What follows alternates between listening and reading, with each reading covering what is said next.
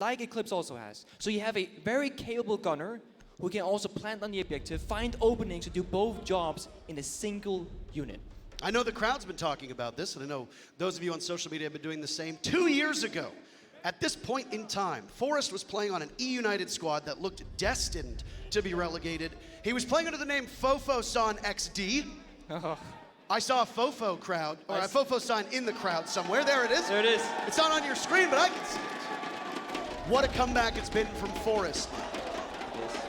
We have the operator bands coming in as we get underway. DarkZero pulling two fantastic bands out of their pocket. A Twitch and a Tachanka gone from action.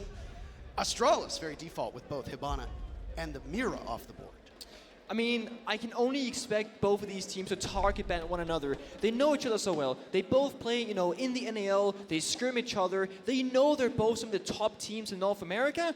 And we're going to Villa. How often do you see a Twitch or Tachanka ban in this scenario? It's extremely unlikely. It's very rare. But in this opening map, we do see it already beginning. Of course, Hibana follows up, so breaching is going to be focused around the ace if you want to, you know, throw it across the room, or thermite if you want to get up close.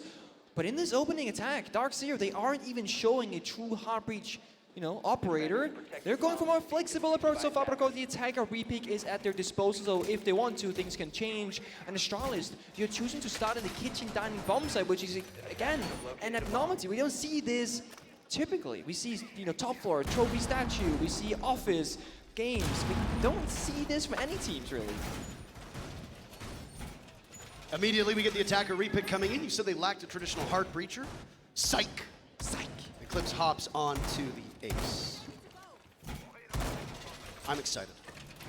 For those of you, the fans in the audience, by the way, there will be some audience participation. Oh. I want you to keep a keen eye on the operator cards when we are going into round by round, because both of these teams are members of the R6 Share program. It means that they have those operator cards with their icons behind them. There's going to be one moment where somebody's going to forget, and I'm going to turn to you, audience. I'm going to ask you to boo just once. Oh my God. Just once. That's it. Round underway. I believe you call it Skinnergy, when you have skins. Skinnergy is correct. That is absolutely what we call it. Skinnergy. So you have somebody's slacking and hasn't picked their operator card background with the right icon. Well, they're lacking Skinnergy. Forrest, of course, getting aggressive early on, takes a bit of damage, but nothing really too bad. No healing on the defensive side. That will only be on the finger on the offense. Eclipse does have locked in that ace, so Heartbreach is at DC's disposal. And Canadian, with that stellar pick of Jackal that he plays almost exclusively on Villa. Astralis will be starting on defense for 4 of these 5 maps. It's no guarantee that we're going to need either Oregon or Bank. For you and I, we both not just predicted this will be a long battle between these two teams, but whether our predictions are or aren't right, we always want the most competitive game possible. First minute off of the board right now, Astralis on defense, as we talked about. Other than Forrest taking damage much early on, it's been a bit of a slower 30 seconds, 40 seconds, as Pambazoo had found one of those goo mines, and now on a very familiar operator of Nook, inching ever closer to the bomb site inside of Kitchen. Oh, shuttle. It's canned off the board. Jackal, it's a huge loss for DarkZero. And Iconic still in the basement too. That means that DC, they need more map control. Normally they shut down the roamers quite effectively, but so far that has not been the case. And Panda is lurking down below looking for Iconic. He has to make a decision. Does he go for the fight or just wait? But there it is, Iconic. He makes the first decision. He runs into the crosshair of Panda. It's an easy pick for DC. Just past the halfway point, Nitro Cell goes off on NJR from Bob. He's got the sledge and will continue to wreak havoc on those floors. Cutting off lines of sight, the potential cross. Pambazoo has another avenue. Damage done to Shuttle as he tries to get back to the bomb site. That offside play from Shuttle admitted the first kill from Astralis and the very first kill of this grand finals. Teams will slow down now. Pambazoo's not. He picks off another body from above. I don't know if he can retrieve Hyper, who's down. Panda cannot currently revive herself. Pamba picks up a third. It's Pamba party time. NJR denies a potential ace as Shuttle, who got the very first kill, is the last man standing for DarkZero. DZ have had a notoriously slow first map, but they don't have a slow start to here on Villa. They take round 1. Oh, you have to start wondering. Well, DC, in their first 2 best of 3s, you know, when we got to playoffs, they lost the first map in both matchups, against Team 1 and against Team Liquid. If they find the first round, as they just did, what does that mean for DarkZero? If Pambazoo, the one key player we always bring up who has to shine, gets a 3K in the first round, Astralis, you need all the luck, all the cheer that you can get because it's going to be a tight game. Again, DZ immediately picking an operator lineup that doesn't have any traditional heart breachers on it. Oh. Again, oh. Did you see it? Did you see it? I saw it. Boo! Boo! Boo! Shuttle forgot the Astralis logo. He did. That's okay. On the lesion. That's it. You're not allowed to boo again. Got out of your system. Round number 2. First one goes in favor of the attackers. DarkZero favoring these attacking sides.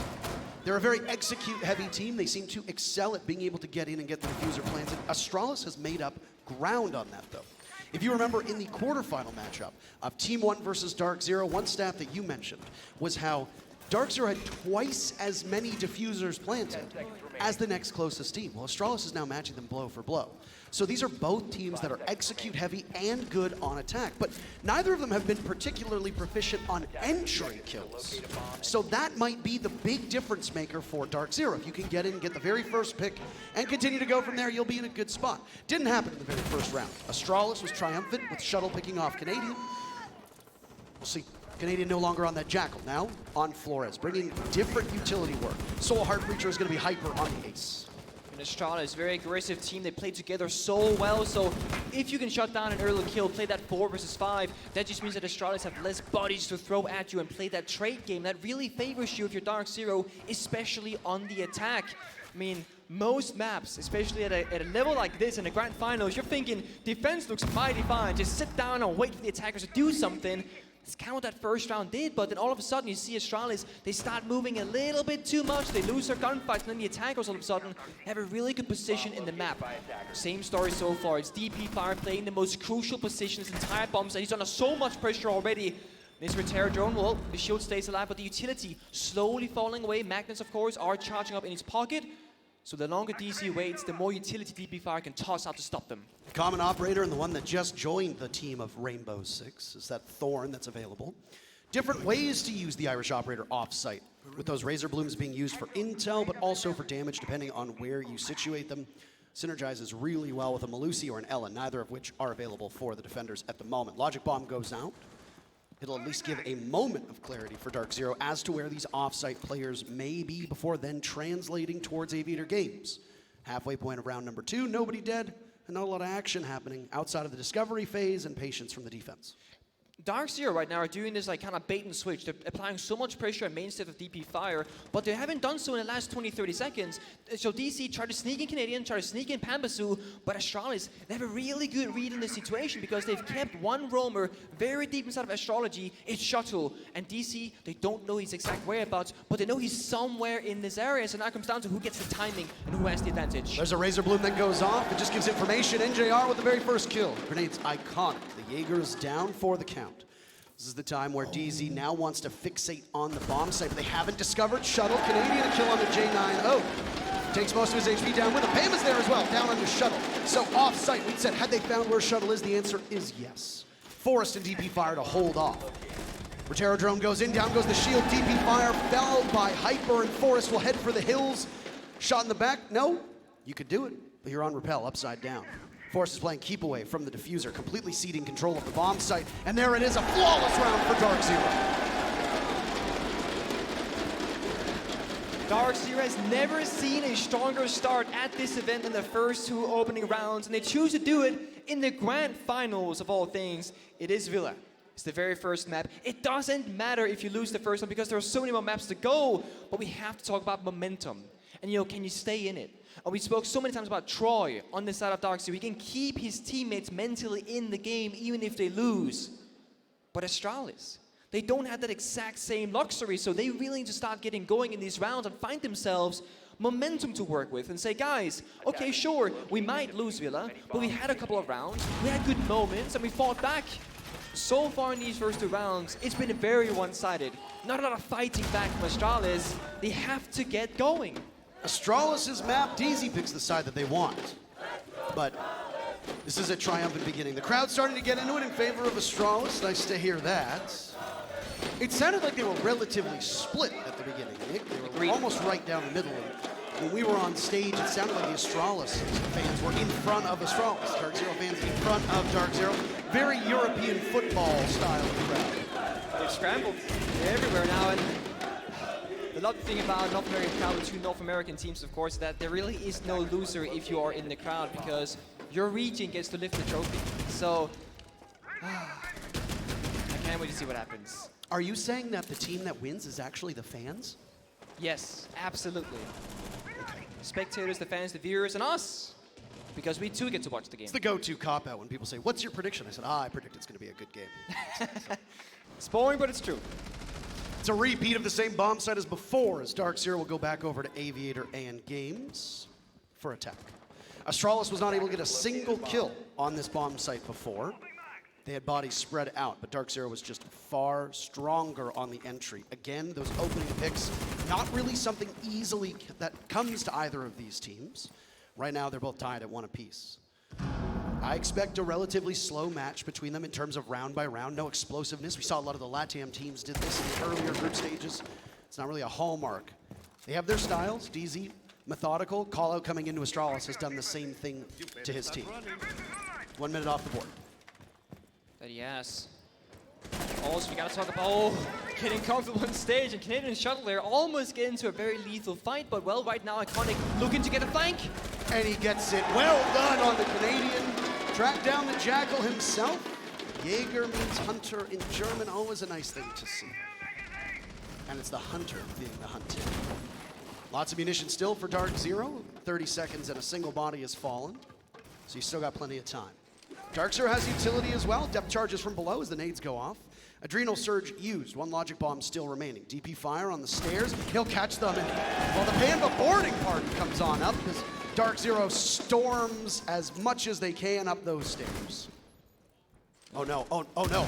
He's reinforcing right next to you, Panda. He didn't hear it. Forrest manages to get away with his life alive. Still one more nade left in his pocket, can do some damage from down below, of course, if there's a bit of information or good guesswork, but Hyper instead just finds an easy kill. Gets swung on by Iconic, but Iconic cannot hit his shots. 2 of the sharpest shooters inside of this lobby. Hyper gets a little bit too cute. Down he goes, and NJR punishes Shuttle. All trades will benefit DarkZero at this point. 40 seconds to go. Iconic has very limited HP. J9O's position inside a vault. Well known. Toxic canister goes out. There goes Iconic. J9O, the last man standing. It's going to be bloodshed, but he gets swatted away by Eclipse. DZ take 2 in a row. Icon did a good job. He found the opening kill onto Canadian again. But I mean, if you take down the captain, you can make the shots from the grave. How much does that matter? Look at DP fire on the main stairs. Nobody from Astralis was there to help him and trade him out on that extremely important position off the top main stairs. Normally when we see Astralis have a player in a position that needs support, they get it, they give it to them. But in that round, DP fire kind of left alone on an island. And DarkZero could just walk on up with 3 players and a train line, and oh. They call a timeout. They do. All 3 rounds breaking in favor of DarkZero, 2 in a row on Aviator. The bomb site not working. Settle the nerves. This really does shine with a team like Astralis. Only Shuttle has played on an international stage before. He's done it many, many times on a wide variety of rosters. DarkZero have that experience. Yes. They absolutely do. And when you look at a best of 5, you have to get those jitters out of the way in map number 1. But then once those jitters subside and you start to settle into the maps, that's when the harder part comes in, which is exhaustion, fatigue. Yeah. You've played in a couple best of 5s, you would know that. I agree. I think map 2, map 3 are the 2 most important maps. This first one, getting comfortable, right? With the crowd, with the setup, with the chants going against you or with you, and learning to use that momentum in your favor.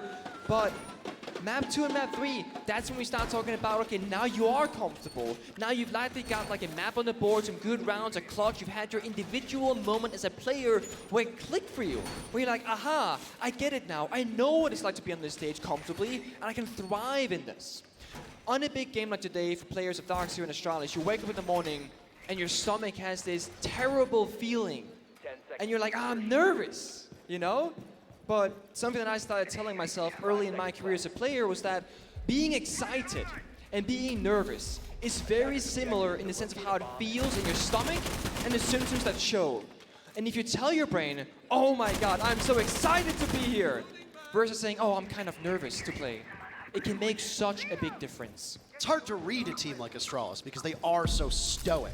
Obviously, they get excited on stage, but their faces, most of the content they've shot, it's all business all the time. Always. So when things go bad to worse, they don't really show it. When things are going well, yeah, they get a little bit pumped up.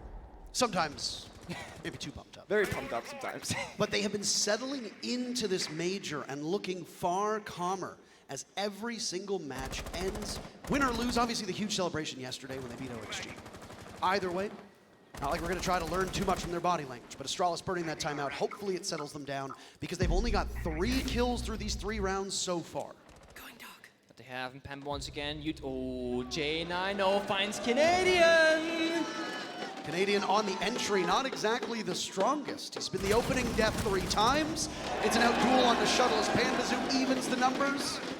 That's the first minute off of the clock. A little bit faster action than we've seen on previous rounds. Of course, the cap can come into play, but it's J90 again, finding Hyper. NJR on Repel to silence that J90 off-site play. Panbazoo now on low HP. Only 2 bomb sites have been brought out by Astralis. This is their map pick, we'd like to remind you. They've been trapped in this endless cycle of Aviator and of Kitchen because they can't get free. Now the sites are being locked. They're not being forced to play another bomb site. We're not seeing any upstairs defense. We're not seeing anything on library and living room. A bit of a stalemate now. Just past the halfway point, Panbazoo can strike at any moment just up those basement stairs into the pantry. He's waiting that vertical support, make noise for him so he can sneak on in. The Capcan Trap, of course, have to keep that in mind because if you walk into the Capcan Trap, it's game over for Panbazoo. He's yet to die as well. Same with NJR. Goodness gracious. They combined for 13 kills and 0 deaths. I guess a flawless round, and round number 2 will do that. Still waiting to give some support to Panbazoo. There goes the Capcan Trap. Now he can walk right in. I don't know if they saw him. They rotated. Does Astralis? No, yes they do. Iconic read him like a book and now immediately heads back over towards Laundry. 2 big kills for the King. It's MJR, yet to die. Might we have jinxed them? The caster curse coming in big. A grenade in hand.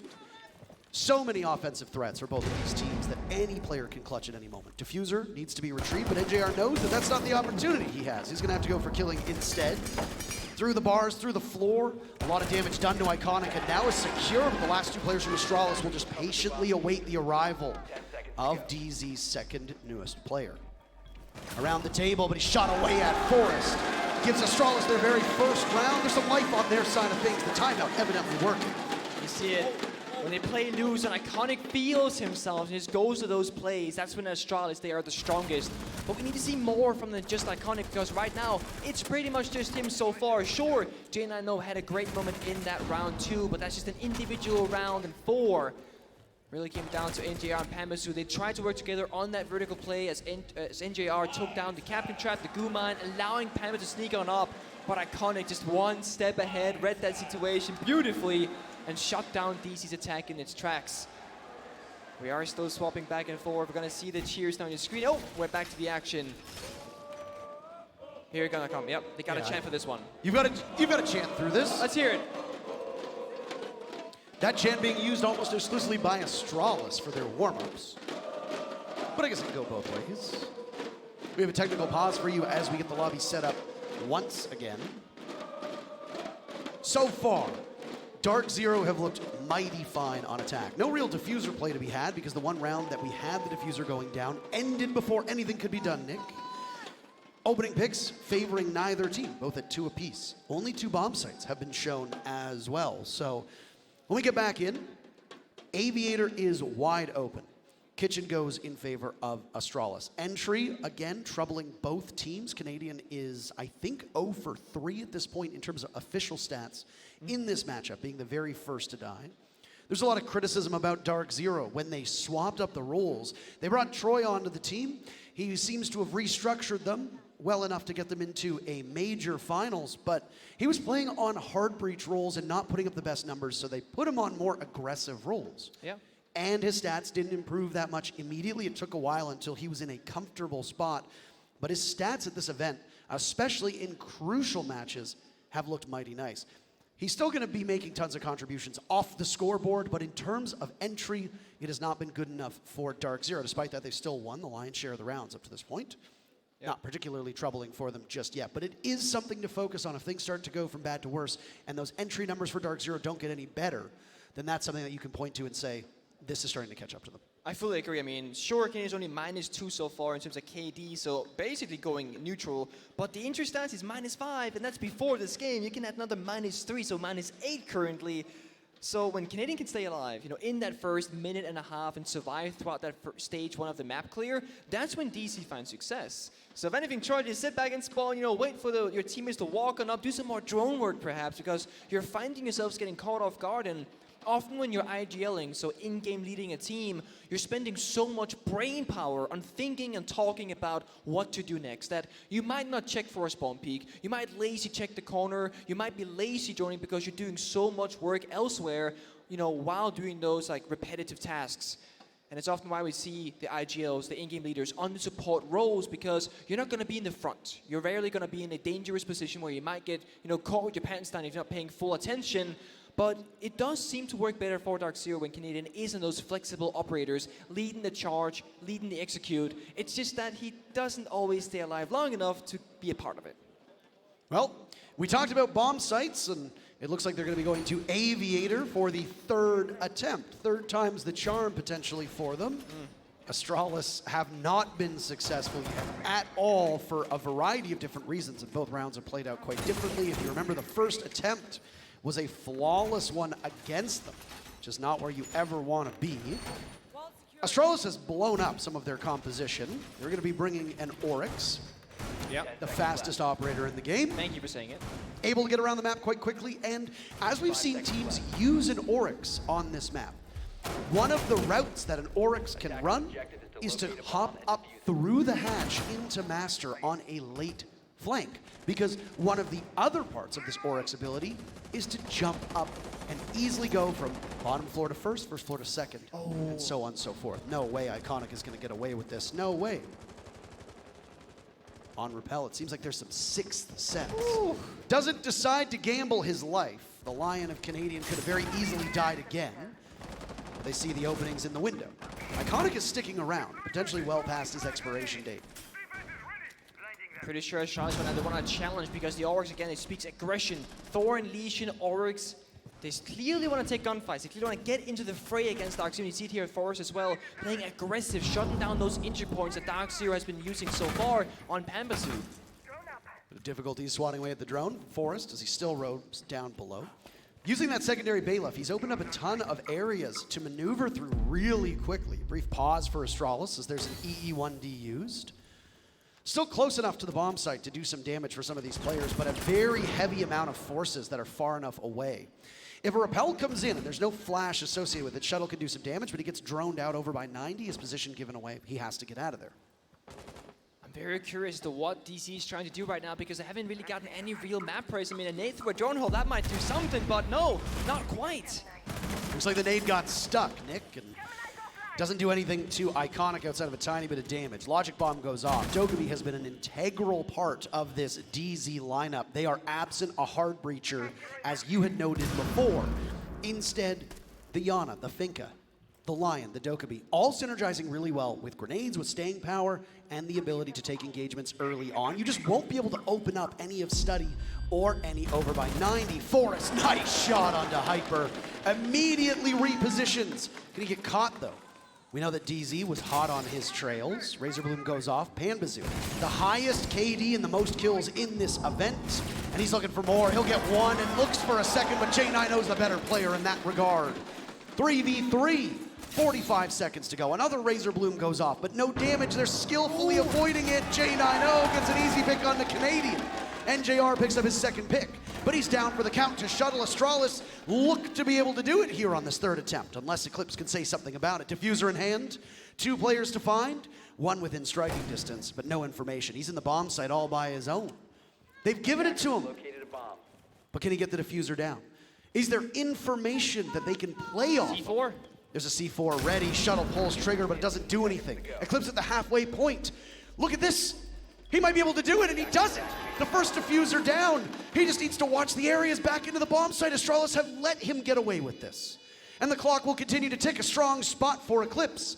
He's got the vault door, and both players from Astralis have to retake in the same area. Swing together, but a nice shot from Eclipse. He knows the other's there, and he lines them up and knocks them down like dominoes.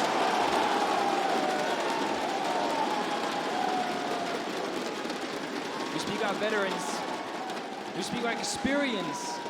Knowing what to do in a given situation. Not just you have Troy leading you, but Eclipse. Man who's played this game for so long, so many rounds, and so many rosters, and so many different events. Shows the expertise paying off. No, look at that zoom. Astralis allowed Eclipse to get down the diffuser, to play the 1 versus 2 retake. Something we see in other FPS titles, and not something we see in Rainbow Six Siege, because the bomb site, it's so crucial. And you said it, Parker, both members of Astralis came from top red, walking straight into the line of sight that Eclipse was holding. Made it easy for him. Almost too easy. Astralis, I gotta say, just a wag of the finger at how they played that. Waiting way too long. They didn't have any information on where Eclipse was. He's in the middle of the bomb site. He had free roam of the lanes. You had nobody watching study. You don't need a hard breach if they're just gonna let you walk in the door of the bomb site. And that's what Eclipse did. Astralis waited way too long. The time from that Eclipse got into the bomb site to when Astralis got within a step or two of the door was about 20 to 25 seconds. Well far off site. Gambling way too much on that Nitro cell. It's a bit botched because, again, there's no information. We saw Valkyrie get played at one point. She's unbanned, so Astralis knows how to use her and can very easily be a part of their defensive lineup, but not that time. I was gonna bring that up because if I could ask Astralis' coach one question right now, it's like, why aren't you bringing either Echo, Maestro, or Valkyrie? Some information, bulletproofs. Sure, you got one right now, but what about last round? You're lacking information. Astralis are so good when they know what they're doing, or what they're dealing with. When they're going in blind, it's a guessing game, and that's not where they thrive the most. Perhaps that's why the scoreline is the way it is. 4-1 down is Astralis, trying to claw their way back and make that scoreline 4-2 as they take this loss in the first half. But DC, again, they chose to start attack. They came prepared. And they did. Final defense now for Astralis. DarkZero opting to start on attack on 4 of these maps. Some of them not their decision. They're looking mighty fine. First trophy and statuary defense as well. Similar lineup for DarkZero. A couple small changes, but these 5 operators have been a staple of DZ. The flexibility there from both of these teams means that we will have a revolving door of operator lineups depending on the bomb site. That was the first logic bomb from DZ that had gone out. DarkZero doesn't find anything for it. As we've been talking, the clock has flown by on this final Astralis defense, as we're now at the halfway point. Oh, nice shot by Forrest. He was prepped and ready for it. The avenue that was opened up, the line of sight that was opened up by the Selmas used against them again. Holes go both ways. The flash, of course, is open for DarkZero. They've used it. They've got the wall opened up somewhat, but again, Thor is stopping them dead in their tracks again. They can't get the building. Of course, the closet window, if you jump on in, this triple wall being opened up means you're vulnerable, you're exposed. Canadian has to be the playmaker right now. Together with Pambasu down below, they have to foul the leg. I think you might have seen it. Bit of a premonition, potentially. Did Shuttle give himself away early? Be very, very quiet. Don't say a word. Oh, what a shot by Shuttle! Good night, Canadian. Well played in a jiggle peek through the door. Will give a greater advantage to Astralis, who after taking that timeout, will continue to keep this ball rolling. DP Fire with one of his own. He's got 2 more lined up. Diffuser goes down with that one. NJR miles away. He sees Forrest, takes him out quite well. Pambasu drops in. Pambasu and NJR together, such a potent force. Very easily can they still win this round, but not with DP Fire, not with him sitting on top of that diffuser. NJR's lost his ally. And DZ about to lose the round unless NJR can do something with a point of HP, but no, it's the sidearm from J90 to send Astralis with 2 rounds out of the first half. That's what they needed. They needed that second round so badly because now when we swap sides, they actually have a little bit more wiggle room to make mistakes and fall behind if that's what they need. I mean, it sucks if you're Astralis because you finally figured out your defensive side. You went off that game's bombs that just never worked in your favor. You went to trophy statue for the first time and you found success. Library, so far, only bomb side not being played. Nice. Nice. One more? No, we only get 2. Only get 2 this time. Oh, similar start for DarkZero, by the way. Kitchen, dining. Very first bomb site that Astralis defended on, DZ will go there immediately. Capcan being on the board, the Valkyrie being used as well, so DarkZero is starting off with the information game, and you might think, well, Capkin's not really an information-based operator, but in a way he is, because either you'll walk through the trap, it'll explode, and you'll know the whereabouts of a player.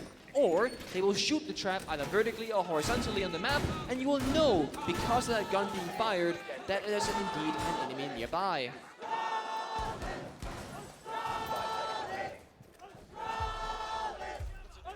That is a new one. That is a new one. It is indeed. We really do need a land in the UK at some point. Yeah. I want to, I want to hear the Brits. I want to hear their chants. I want to hear their creativity. But we have the UK talent always tells us that they're so much better at it. So I want to hear it firsthand. Oh, the UK talent are so much better. The UK talent say that the crowds are so much better. Oh, the UK is so much better. Any bias, maybe? I don't know. Unbelievable. We're not in the UK. Stop talking about it. NA crowd's been great. It's been great to be able to share these moments with them. Obviously, they're delighted that NA is in the finals, though there is no real common enemy here. No. You know, when EG played against you, they hated your guts. And they cheered for evil geniuses. But that didn't matter because EG still lost. Yeah. Crowd wasn't strong enough. But when there was an NA team in there against Space Station, the crowd was huge. They're going to cheer for both these teams right now. Astralis getting the commendations as Canadian, again the first to die. He keeps putting his life in harm's way. It's not ideal for DarkZero as they surrender another first pick to Astralis. Yeah, I know Reddit right now, they're fuming. They're gonna say Fraud Canadian is letting down his team, and honestly, it's not that big of a deal because you can still do some damage with that information game on the Valkyrie cameras, but yes, Canadian, you do gotta try and stay alive a bit longer in some of these rounds. 4v5 now in favor of Astralis. They got an aggressive lineup and players to match it. They're gonna be making their way through the top floor and slowly starting to do that vertical play that they need, but Pambasu. Oh, the first kill at Nate almost takes out Forrest as well. Comically timed, J90 equalizes. Forrest inside of the bomb site. He's dusted off by Pambasu.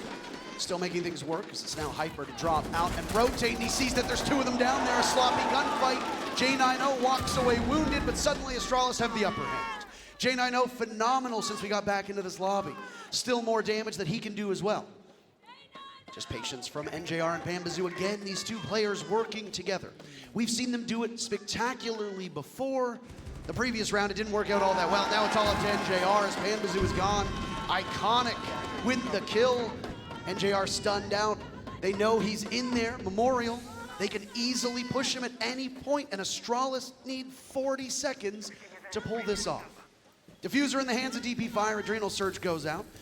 Gives a bit more staying power, lasting power to those Astralis players. A small window opened up. Stops NJR from being able to rotate out as much as he wants, but he's also got a line of sight. They know where the smoke is. Look at this. J90 sees him. It's a joint effort. Nicely played by NJR. He'll reposition after getting the one kill. Cut off 1 point of entry. SMG still there. He just needs to see the head, but he doesn't do it. DP Fire grabs a third round for Astralis. This game is tightening up in front of our very eyes. That's momentum right there. Charlotte's catching up to that scoreline. And NGR couldn't isolate enough members in that 1 versus 3. What happened upstairs was that Pambasu had control over the diffuser case. It was out of the bathroom window up top floor. So, of course, Astralis had to make their way back up. Iconic walk up the Astro stairs and his DP Fire on the master bedroom balcony. And they took that 1 versus 2. Oh, Hyper, boo! Boo, louder! Lack of synergy. Hold on 1 second. You want to know something that'll get them to boo even louder? What? Pretend that it's Penta on the stage. What? I'm so sorry for what I did to your region. I'm so sorry. Boo! Synergizing is important. We are going to shame these players until they get it right. Hilariously timed, by the way, as the FURIA skin goes up at the bottom. Ubisoft, I'll take my royalties check in the mail. Whoop. This checks anymore. I'll just take direct deposit, whatever. Astralis took a timeout, and then after that, they picked up 3 of the 4 rounds, immediately benefiting off of it. The importance of a good coach has been discussed by almost every casting pair in every single match at this event, and will be talked about on streams, on Twitter, on all different types of social media.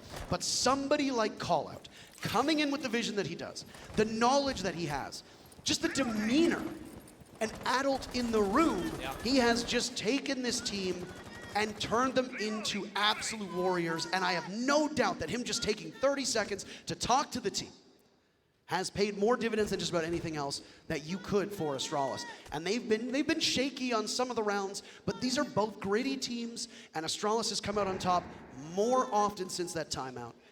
It's made this a much more exciting and much more fairer game. Fully agree. Prep C4 from down below. Canadian has pre-placed it in around 90 areas, so if he hears somebody above him, he can pop that, or maybe if there's a bit of information. It goes early. No damage, no drone gets killed in the process. Now they know somebody is down below, and it will be, of course, the mute, as you can assume. But I do agree with your point, call out. So much authority over his team. When he speaks, they listen, they respect him as an individual. And when you're a coach, you need the respect from your players, that they will listen to your ideas and your vision, because when you got the overview, you see all 5 players and what they want to achieve, you put that together in one basket, you say, guys, you want to achieve this? Well, this is how we're going to get there. That is how you need to approach it when you are a team of 6 people. We overlook the fact that while DarkZero has their young players as well, both Pambazoo and NJR are quite young themselves. Yes. They've got that veteran leadership. Mint has been around since the dawn of time. Canadian's been around since the dawn of time. Eclipse has been around since the dawn of time. All of Astralis, with the exception of Shuttle, are all young, new players. And guess what? Their newest member, Forrest, who's been around longer than most of them, he's looking for a second kill, picks off one. Grenade goes out, nothing else found. But an opening pick from Astralis. They've still got the Amaru of Iconic as well as a potential question mark on this round. Where is she gonna go? So many options, and still a fair bit of time. 45 seconds, give or take, and most members of DC are just finding a corner inside that they find comfortable and waiting for what is about to happen next. Of course, Eclipse inside the master bedroom closet, and Iconic, there is no way you're gonna go into the extra window. That is so absurd. He's looking over, he's waiting for the call, a flash out maybe. Pambazoo was in that position, a flash through the window, Hyper the first kill for DarkZero. Numbers even out, Iconic goes in and Iconic goes out. NJR easily stops them in their tracks. Oh my god, and here we go, Pambazoo holding down the fort, but there's an injured member. It's Pyro trying to clutch it, it's gone! It's Stevie Fire who finds the final kill instead. Astralis, they tied it up 4-4. What a performance and how quickly things come together. Iconic, the sacrificial lamb. He gets in the window, he gets the attention, and then chaos descends. Chaos ensues. Excellently played by Astralis. What a crazy decision to enter through Astro window of all places. He just full sent it and it worked. Absolutely did. I don't know if DarkZero has called their timeout, but They have not. call-out was speaking to the teams, it looked like. Maybe they have, perhaps. We'll see.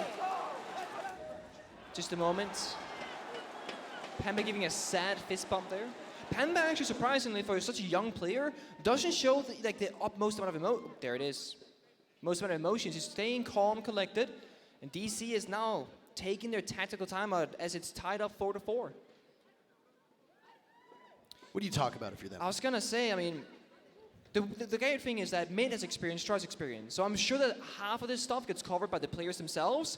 I think Mint's job as a coach is to try and figure out when is a good time to just reset. Because Hyper had an interview after the game against Liquid, I believe, where he said, we're really good at resetting between every single map, and we're somewhat decent at resetting between every single round. It might just be that DarkZero is at a point right now where they need that 30, 45 second of downtime to say, guys, take a breather, think about the next round.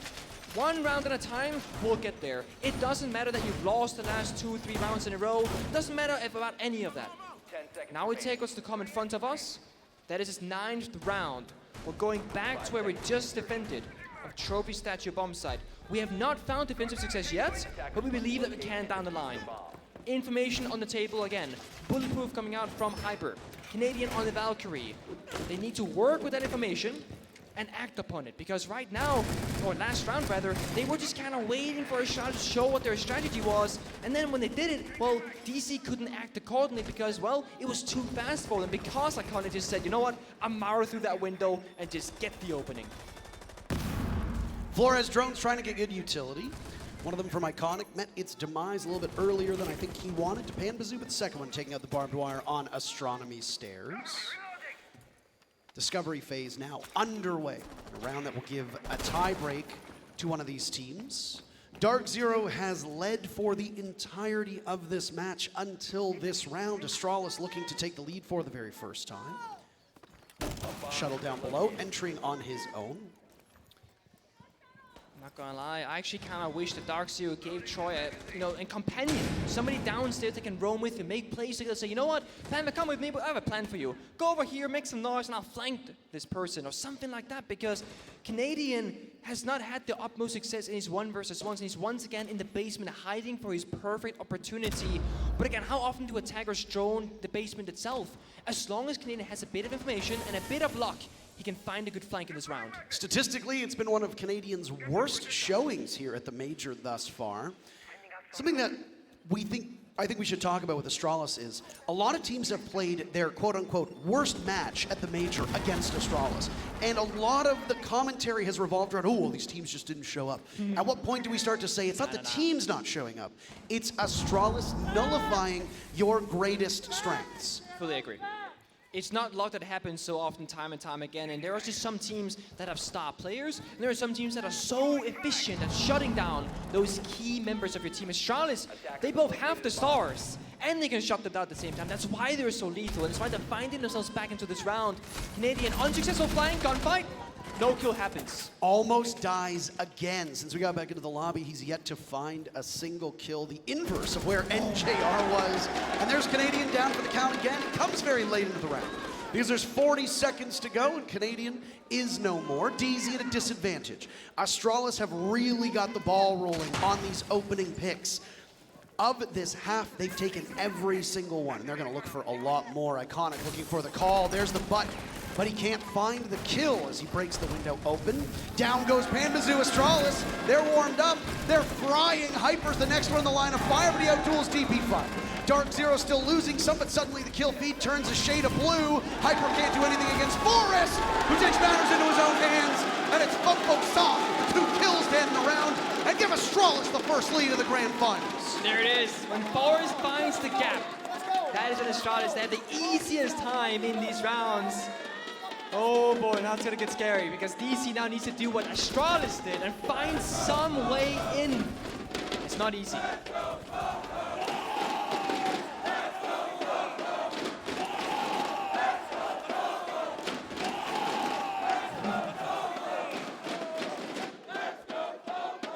A well-earned "Let's Go Fofo" chant erupts in the audience.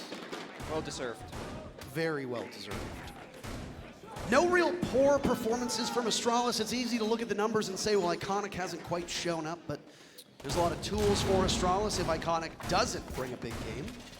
I also want to say, before the unfortunate rehost, Iconic was actually like the top gunner for his team, not just in terms of kills, but finding those openings and running in towards DarkZero, leading the charge, saying, guys, we can still play loose and mess around, stop being so uptight about this pressure, and thrive in it. So yes, Iconic, he led the charge. Now, well, rest of his team, they're just following along. They're all feeling really good right now.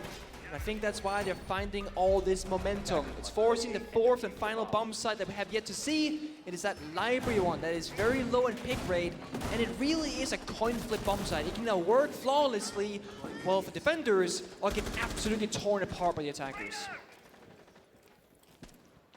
Tactical timeout for DarkZero, used in the previous round, did not pay off. They have time to settle themselves down. This is Astralis' map, so if you look at the way that a best of 5 works, and you look at the way that the teams at this level have map pools, it shouldn't necessarily be very dominant for one team or another. The only question marks that will emerge will be both Clubhouse and Border. These are maps that these teams have concealed to a certain extent.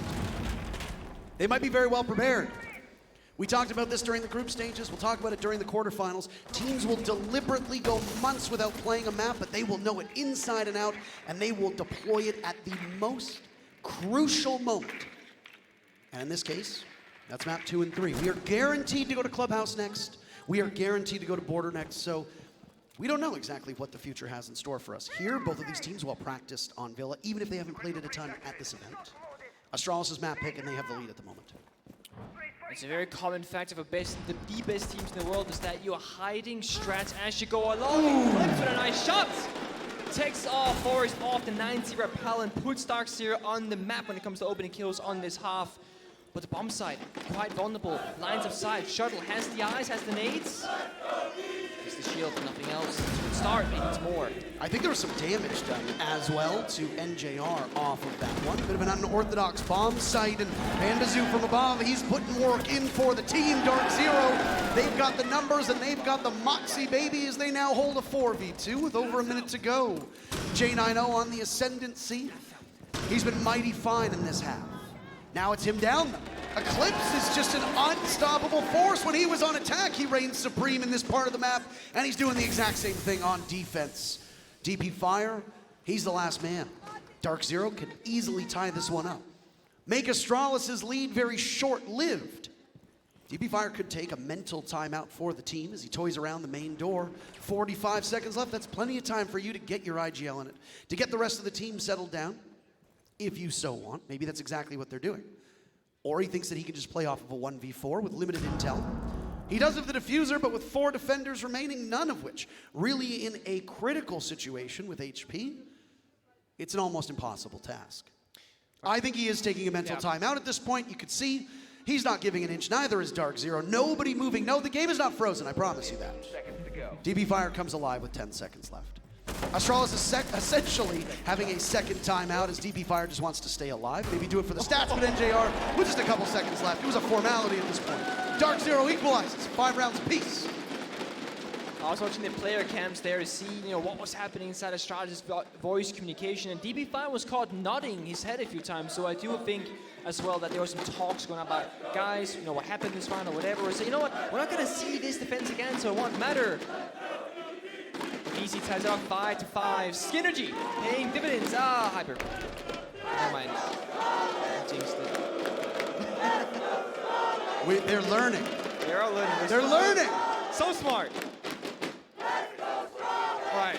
You've got like 1/3 of the crowd trying to give life to DarkZero. You have 1/3 of the crowd trying to give energy to Astralis. You have the other third of the crowd who's just Team Chaos, just booing the fact that the R6 share. The people who made the R6 share must be delighted at this.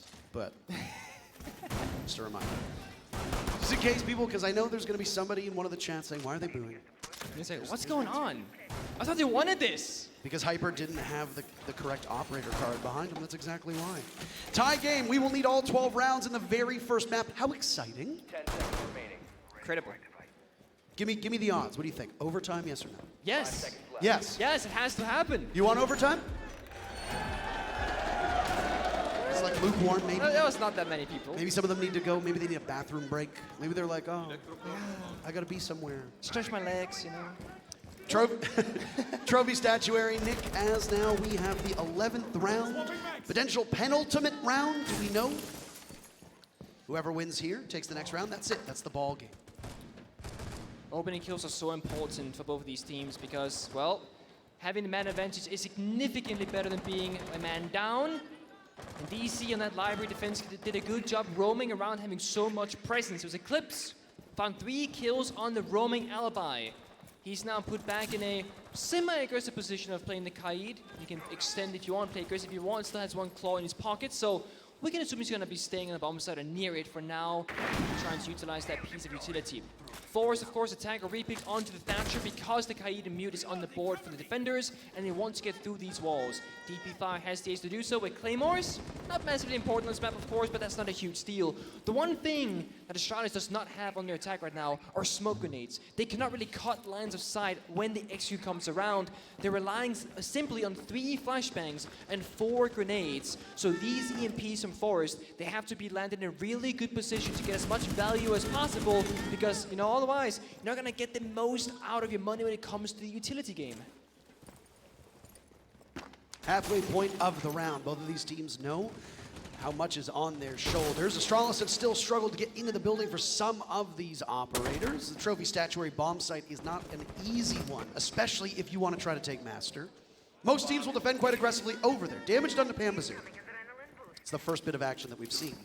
Adrenal Surge goes out, and a Thatcher on the board means that those Electric Claws on the wall should not be too much of an issue.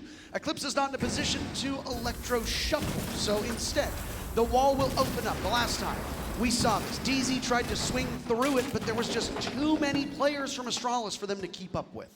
Shuttle in a powerful position inside of the bathroom. He's got a nice long line of sight, but he has to be wary of Astronomy as he loses some of his HP from the Kite of Eclipse in that position. Opening pick goes to Astralis. Down goes Hyper, leaving us with 40 seconds, but DZ has an answer for that. They're not going to see the forest from the trees as he's gone. Now it's Eclipse to fall. Back and forth they go. The first pick will heavily favor Astralis to trade. Pamazoo gives his life away as a nade goes on. It's NJR and a kill-less Canadian. NJR needs to do some serious work here, but now it's all on the shoulders of the team leader. A Nitrostel still searching for a kill in this half, but he doesn't find it. King Iconic moves Astralis to map point. Astralis, they mean business, they mean it well. They're picking apart DarkZero right now, and it seems like only really Eclipse and Pamazoo are fighting back right now. They're trying to keep them in it, but it doesn't stay that way. It's not consistent enough.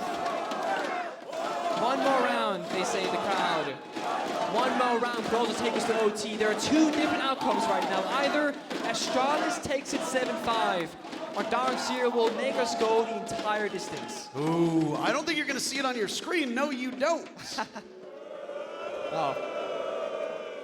I don't even know which one of those two they're booing. That wasn't that. What you didn't see that was typed in the chat while the player cams were on was Forest typed. Stop peeking, Hyper, you're losing.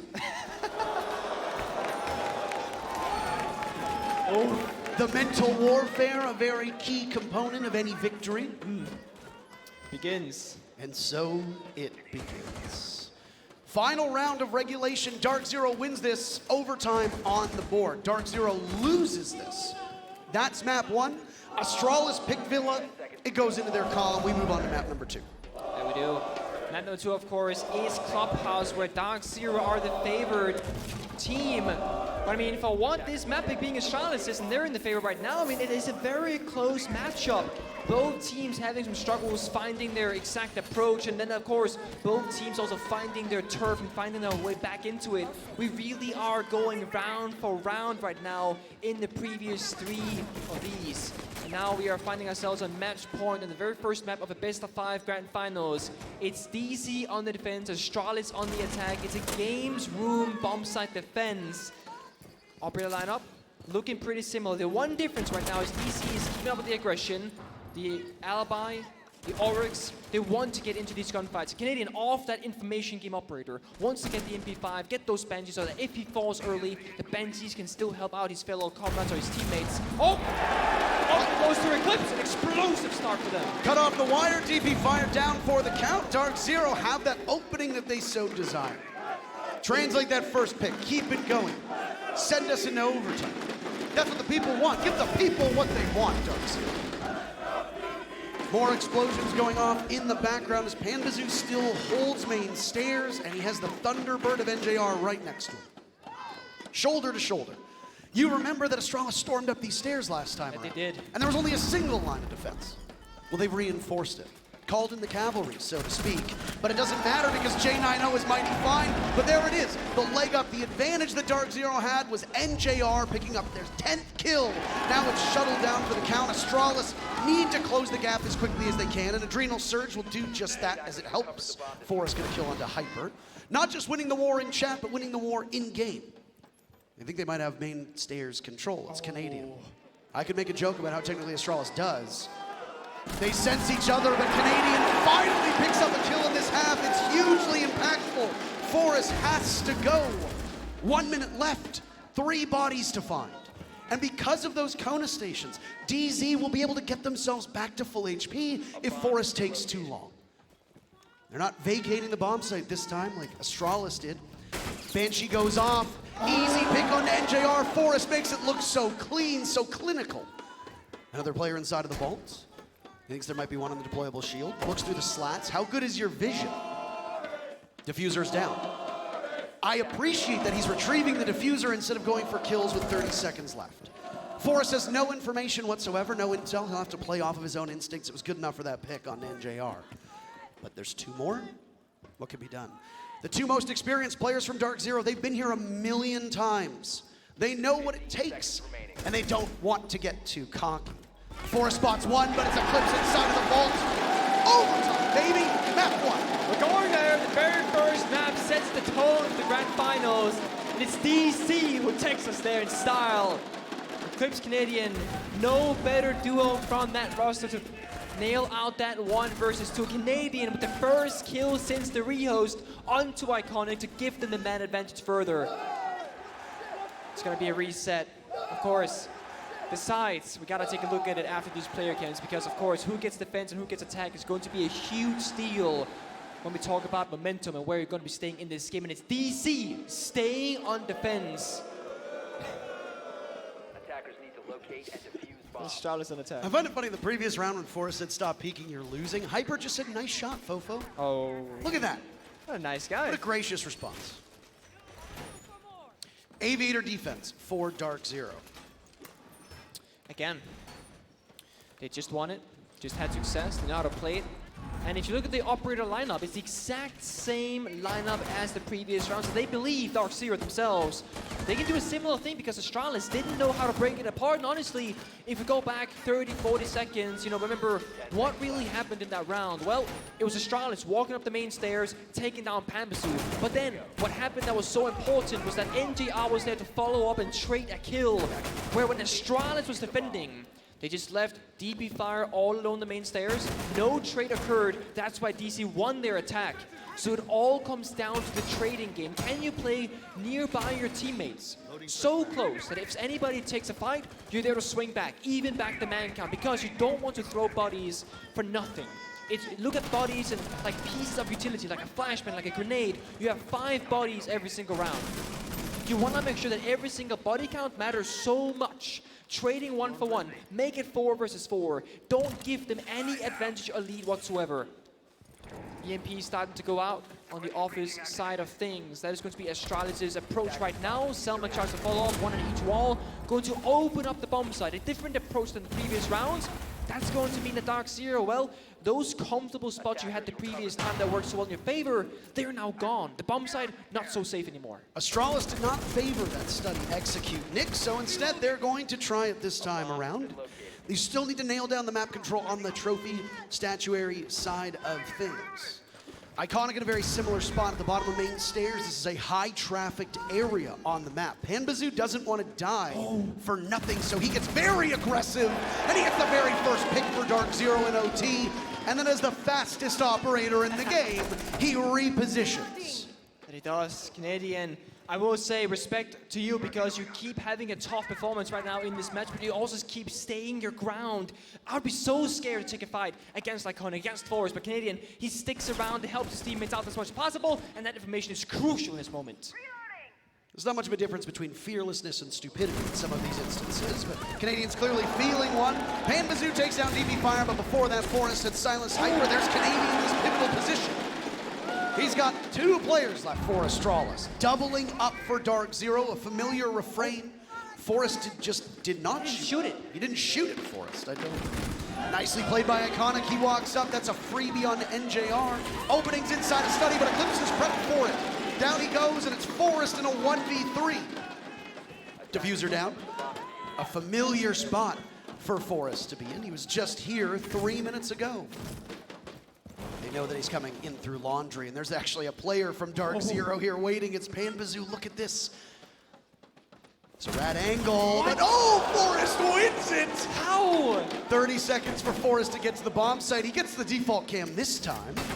Malusi Banshee goes off. They know he's coming, but he's got a long run to go. He doesn't want to get hit by any potential traps on the other side. He has, again, no intel. 10 seconds left.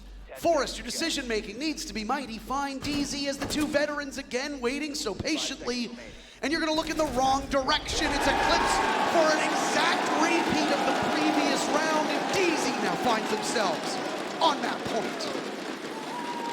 The crowd wanted 1 more round. Well, they're going to get at least 2 more for that early kill there. Win in favor of DC and Pambasu that was traded back. But again, Pamba finds another.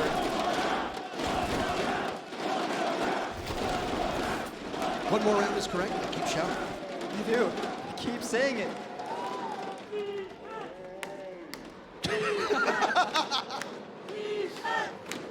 Love the slow-mos. Really tough spot to be in if you're Forrest. trade out on entry kills. Wow. They really don't like the fact that these players are missing their... Somebody needs to tell Hyper between the maps, you gotta get your house in order. You just have to. Oh, those Arbiter cards, by the way, and of course the Rainbow Six Pilot Program skins, they are 20% off, I believe, throughout this entire event. So that means if you're missing a skin, go in the store, pick it up in Rainbow Six Siege. It's cheaper right now. It supports the teams, the rosters, the orgs, the coaches, everybody in the space, and helps build our scene even bigger. And it prevents you from being booed in front of a crowd of thousands of people. And that as well. If you end up playing in front of a crowd of thousands of people, that's of course. And for most people at home, not always a given. Potential final round, DarkZero came out swinging. They went up 4-1. A timeout was they went up 4-1. A timeout called after 3 rounds in a row for DarkZero. It really seemed to settle down Astralis, and then the tides turned very quickly. Astralis racking up their own rounds and then taking the lead before a back and forth contest ensued. Astralis has been on the wrong side of that back and forth up to this point, as it's now DZ grabbing the lead again.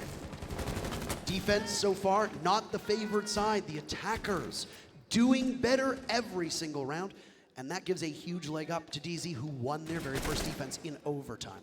The team's eager to come to blows now as we're 30 seconds in. Discovery phase still underway, but Astralis has J9O in a position to get very, very feisty with these attackers.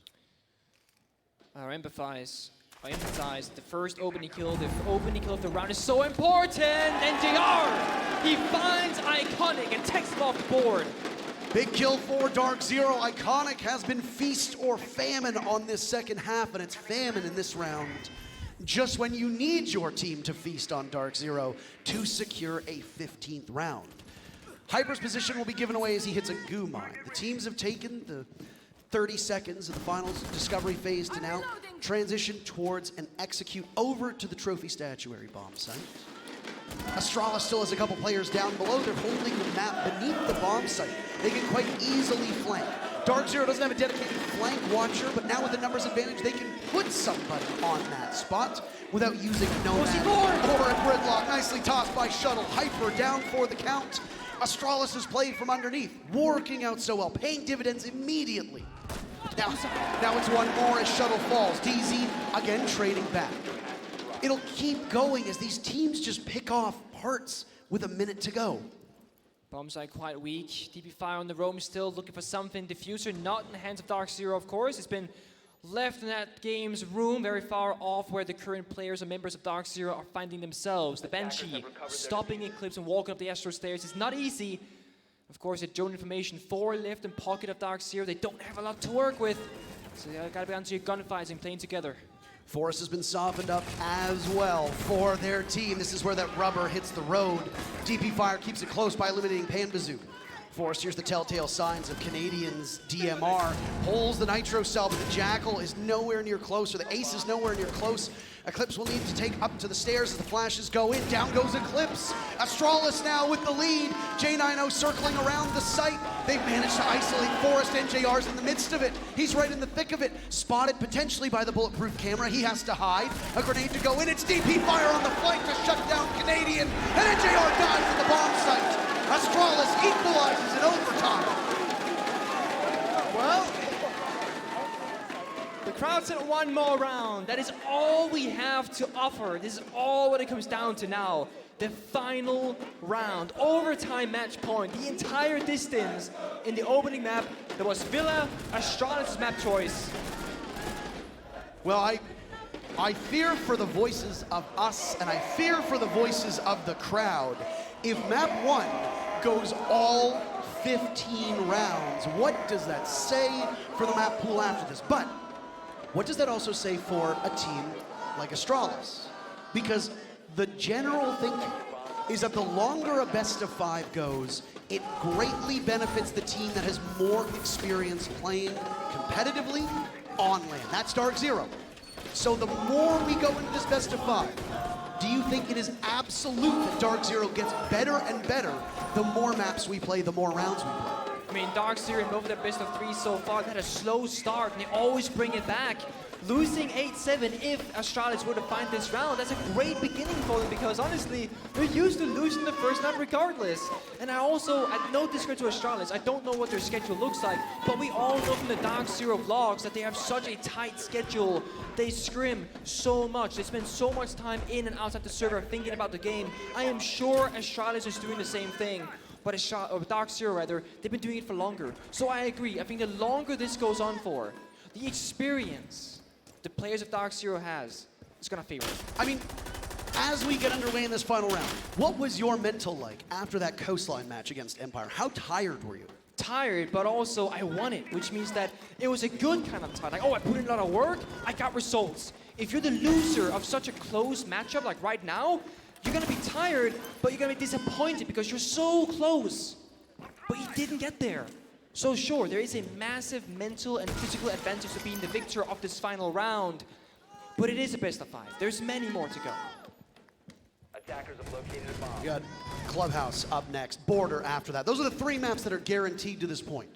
We were not guaranteed 15 rounds on Villa, but we got them anyway. A special treat from the 2 best teams in North America at the moment and at this tournament.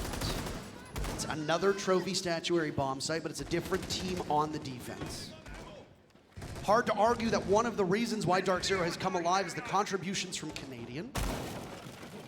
His play over the last couple rounds, instrumental in DZ keeping these rounds close. Because there was a period of time where when they were trading back and forth, you could guarantee that Canadian would trade in the wrong direction for DarkZero. Not the case anymore. And his play right now as Mute on the stairs are going to be huge. Look at this, Forest is on the hunt, so close. Follow the trails. Canadian knows that there's somebody in close proximity. A shotgun ready for Forest. If he peeks ill-advised. So close to a kill. He drops, he can hear it, but swings. One to the chest and it's game over for Forest.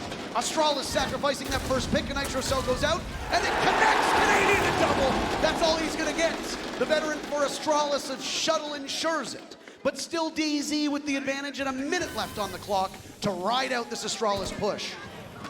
Canadian might be down, but he left his team with a nice press and found 2 kills now. Put them in a great position, and Shuttle, rest of the tries have to make it up big. And Eclipse can't do it. Shuttle picks up a second kill. J90 and DP Fires advance to the top of Astronomy. Stopped. The smoke does not allow clear passage, so they'll have to look elsewhere. Shuttle will be the one looking onto the bomb site. NJR taking some damage from DP Fire, but not enough to subdue him. It's the opening from down below. 30 seconds to go, 6 players still alive. This is unprecedented, but J90's in the bomb site. NJR reads them like a book, and DZ takes the advantage. Diffuser will need to be shepherded in through Astronomy. Shuttle's there to assist, but it's a shotgun at close range. Shuttle knows this. Bad target prioritization. The Jaeger peaks. Panbazoo goes down. Shuttle with a 4K. All he needs is Hyper to complete the ace and send Astralis away with the win. Diffuser in the hands of DP Fire. Shuttle will need to watch. Where will they come from? Hyper now peeks on the other side of the bomb site. He's got the clock working against him. Give him the goddamn ace and give them the goddamn map. Astralis take Villa. That looks so unwinnable, but they did it against all the odds, the numbers. That's the explosiveness that Astralis is known for in the NAL. We talk about veterans on this stage. Shuttle has played internationally time and time again. That leadership comes up huge. And it allows Astralis to take the 15th and final round on Villa, and they take their map. It was in doubt for a moment, and DZ made them work for it. It might be a frustrating loss, but we got many more maps ahead of us. Go grab some water, cool off, do what you must. We will come back in just a moment with more Rainbow Six.